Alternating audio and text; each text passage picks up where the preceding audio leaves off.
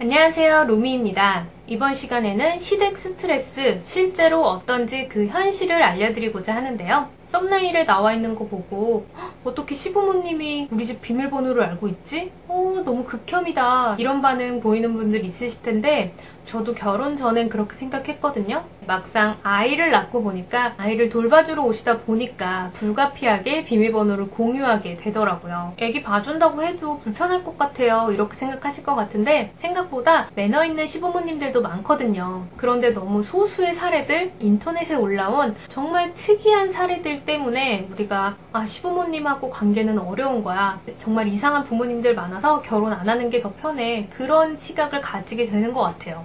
그래서 저는 현실이 이러이러하니까 미리 잘 준비하고 미리 잘 판단하면 좋은 관계를 유지할 수 있다. 그런 말씀을 드리고 싶어서 이렇게 영상을 찍게 됐고요.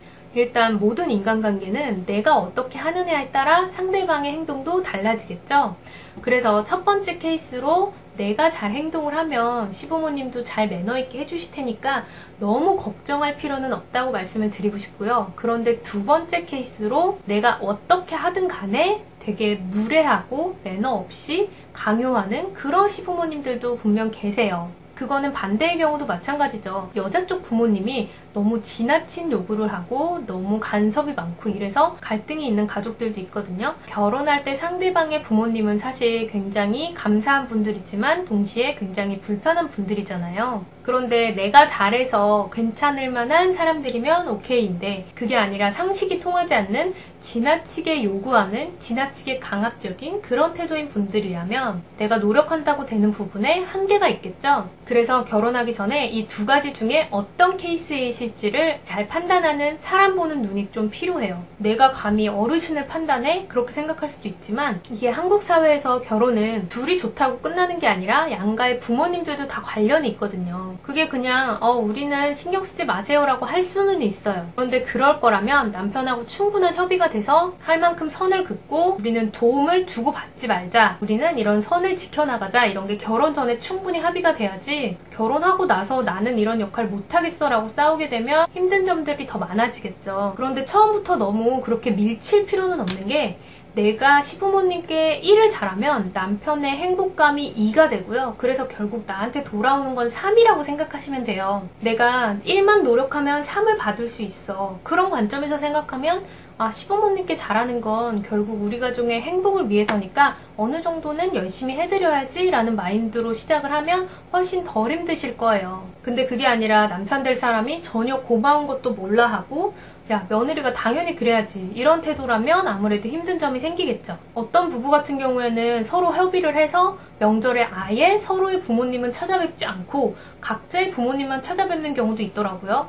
그 정도로 요즘에는 시대가 많이 바뀌고 있는데 그거를 충분히 용인하는 부모님들이라면 괜찮겠지만 명절 때뿐만이 아니라 종종 이렇게 뵐 일들이 생기는 거고 서로 부모님의 기대를 어느 정도는 부응해야 될 필요가 있다 보니까 가장 중요한 건 어떤 분들인지 파악하는 게 첫 번째. 그래서 결혼을 결정하기 전에 상대방의 부모님을 볼 필요는 있는 것 같아요. 저 같은 경우에는 처음 시어머님을 만나러 갔을 때 시어머님들 분이 굉장히 인상도 좋으시고 굉장히 저를 반겨주셨지만 말을 하시다가 아이는 얼마나 낳을 거야? 아이 한 10명 넘게 낳아서 축구선수단을 만들자 이런 농담을 하시는데 깜짝 놀랐어요. 그런데 남편이 우리 엄마는 원래 상상력이 굉장히 뛰어나서 혼자서 저렇게 상상의 나래를 펼치고 이런 분인데 너무 신경 쓸 거 없어. 우리 엄마는 그건 너무 나간 거예요. 그거 아니에요 라고 말씀드리면 그걸 또 받아들이는 분이야 라고 얘기를 하더라고요.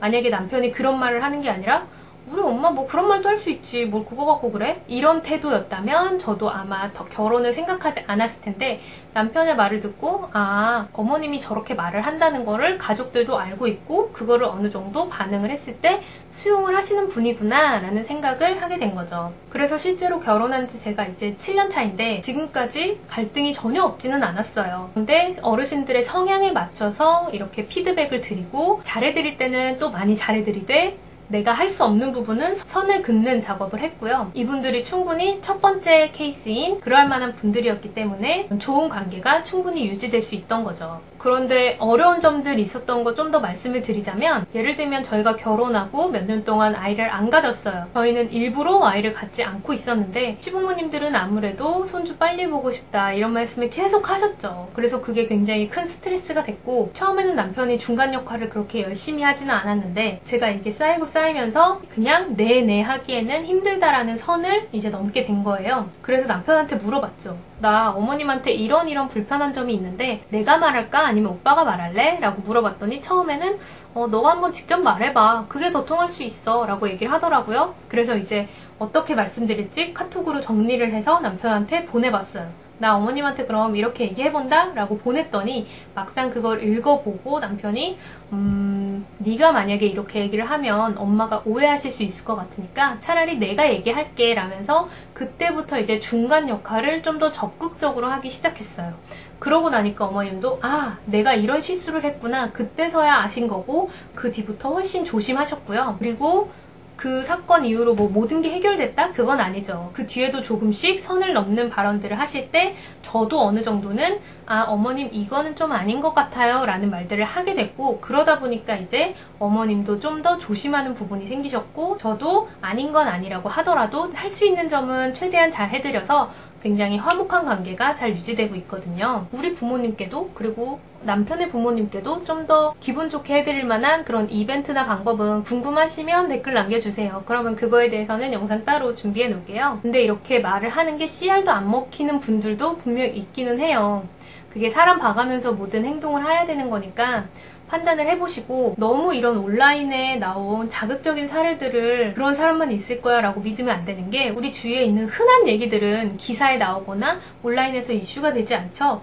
특이한 케이스만 이슈가 되는데 그게 마치 대부분 그런 것처럼 너무 생각할 필요가 없는 거예요. 그리고 요즘에는 더더욱이 시어머님들도 요즘에는 며느리한테 잘해야 된다, 조심해야 된다, 말도 함부로 하면 안 된다 이런 의식들이 있으시대요. 그래서 시어머님들이 오히려 불편해서 더 조심하고 신경 써서 말씀하신다고 하더라고요. 본인 집은 제사가 있지만 시어머님께서 제사 이거 나로 끝낸다, 너네 이제 제사 안 지내도 된다 이렇게 하는 분들도 많으시고, 혹은 제사를 지내더라도 우리가 준비 다 해놓을 테니까 너네 바쁘잖아, 당일 아침에만 와, 이런 분들도 꽤 많고요. 그러니까 너무 시댁 스트레스는 진짜 결혼 생활에 큰 해가 되는, 정말 결혼은 안 하는 게 나은 이런 거라고 생각하지 마시고, 대신에 초반에 잘 파악을 하셔서 이분들이 대화로 안 될 만한 분들이고 무례한 분들이고 지나친 요구들을 하시는 분들 같으면 배우자 될 사람하고 잘 협의를 해보세요. 나는 솔직히 며느리의 역할을 너무 강요하시면 힘들어질 거야. 그럼 그런 상황에서 어떻게 할까?